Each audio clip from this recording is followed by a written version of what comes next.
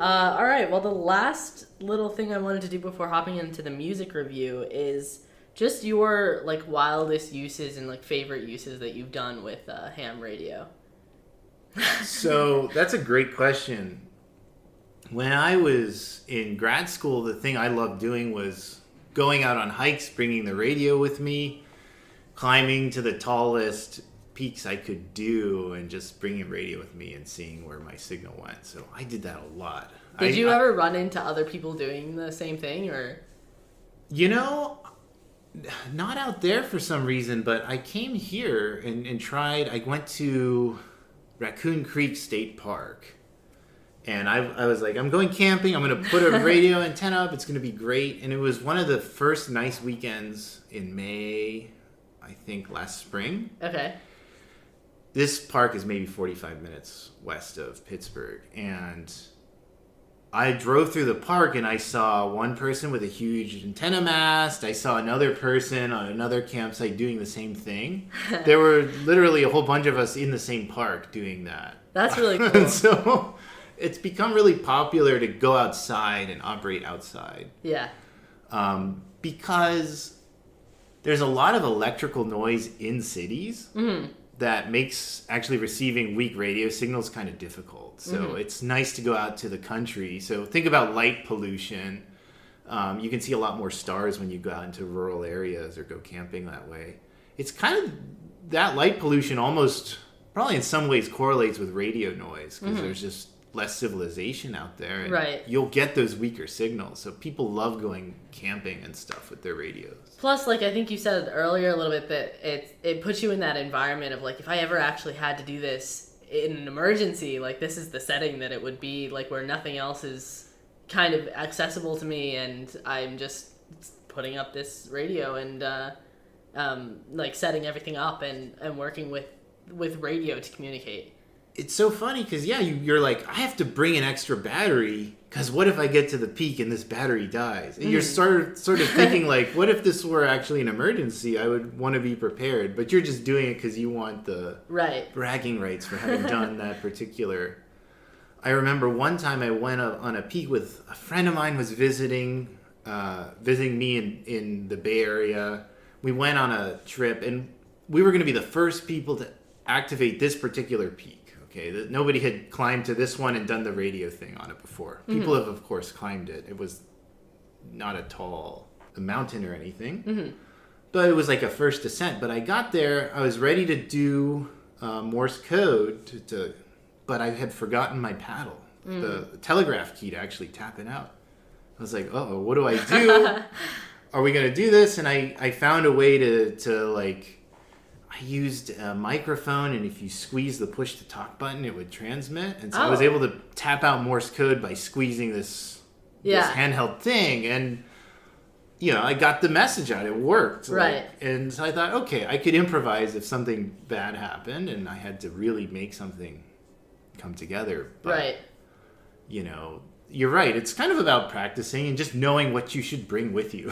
Yeah. And like having that have on you at all times. Because that's the right thing to do. Right. So, and there's some folks out in California that are really serious about it. And I tagged along with one of these hams once, and Jeff AA6XA, he's this intense hiker, and he had this backcountry thing he wanted to do where we had to bushwhack for the last mile, like just through this really thick chaparral. It took us probably 2 hours to get the last mile. Like, wow. It was just bush, but then we did it. We had made it, and it was like an 11-mile round trip, and I was exhausted, but it was a lot of fun. I mean, that's the sort of thing, it's just like a fun little adventure you can have. Right, you go experience it, and then you can say you have, and you have the knowledge and the story that comes out of that. Exactly. I'm trying to think some of the other things I did. I mean, I just would enjoy, I sometimes would do these things called contests. Okay. So a contest in amateur radio is, let's all get together for 36 hours and just get as many contacts as we can. Okay. And there's like certain rules, and so I participated in a couple of those, and it's just crazy. you're just trying to exchange basic information and then move on to the next contact. So it's super fast. You log maybe, I think I had 230 that weekend that I did one contest. People are sending Morse code super fast. So it's just a way of practicing.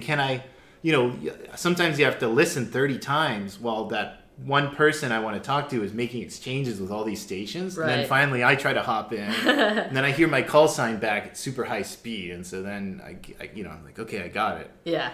That can be a lot of fun too. It's, again, trying to practice how can I get the message out quickly and accurately as the band conditions are changing with solar weather or whatever else is going on. It's, again, like practice. Right. Practice. Yeah, a lot of it is about like applying different practices and just using it for different things. But in actuality, you're just practicing. And it's very cool because I think as much as in electrical engineering in itself, you can do a lot of like little labs and projects and stuff, but to have something that you can continuously just like do for fun and kind of bring in these concepts in a different way, like when you do an engineering lab or when you do a project on your own for something, you're just directly doing that. With radio, it's kind of these concepts applied in a different way,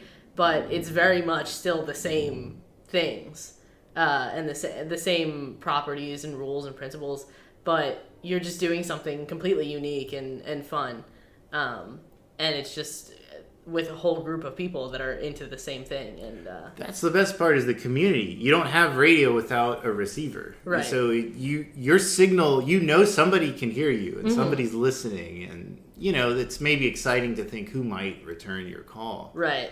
Have you ever like encountered anyone that you've like never expected or was exciting to just like meet them? Or yeah, I went to an amateur radio convention once. I was kind of doing this thing where I was using a really low signal mode called JT65. It uses this fancy digital encoding technique, and your signals go really far even when the solar conditions were kind of crummy when I was practicing. And there was one person who kept coming up again and again and again, and I was always very excited because he had a Japanese call sign. Okay. Turns out they were operating from the Bay Area, so Okay. Silicon Valley, not far from where I was. And I just memorized that call sign. It was burned into my head. And I'm walking around this convention center, and I just see it on his name tag. I'm like, oh, hey, we've had a lot of contacts. Let's talk. And we then got tea sometime a few weeks later and just chatted about life. And it was pretty cool. I would have never met this, middle-aged business person who was from Japan. We kind of went back and forth a lot. And talked to him about his family. His son was studying history at a university in Texas. And, it was just kind of interesting. You meet folks from different walks of life. And stuff like that happens a lot if you're really active in that community. So since I posted a lot of my radio adventures online, I was known in that little community in the Bay Area who does these mountain stuff. So I met some folks there. There's a nice community that does that too. So that's really cool. Yeah. I kind of wish that I was licensed before quarantine, because I feel like it would have been a very fun practice to like talk with people and just go on, and especially like the nature stuff. All very applicable stuff for the setting that quarantine gave. For sure. Like a lot of people I think got licensed during the quarantine. It was I actually wasn't too active then because I was living in a little apartment building, so it was hard for me to get an antenna up for the stuff I like to do. Right. But I would still go hiking every now and then. And do it. And yeah, that would have been a good time. Yeah. But there's never a bad time. Right. Yeah. Well, I think with that, I would like to say, just as a little bit of almost an ad for the audience to try and get into ham radio and look into it if you would like to. As we've said, the licensing process is not a hard one. So if anything we've talked about over this episode intrigues you, definitely look into it. And I guess I'll plug, if any of your listeners are students at Carnegie Mellon or in the Pittsburgh area, yeah. the W3VC amateur radio club here, the Carnegie Tech Radio Club, is one of the oldest student orgs on campus. It's been around over 100 years. Yeah. And they're really heavily involved in the buggy tradition during Carnival. Yeah. They're super active. They're super nice. They have, you can just look at their website and join them on one of their meetings. They have these things called Shack Nights. Yeah. Yeah. But yeah, definitely, if you're on campus or around here in Pittsburgh, definitely a plug to the W3BC, the radio squad here on campus. Yeah, but look into getting into it. And with that, I think we're going to move into the music review segment.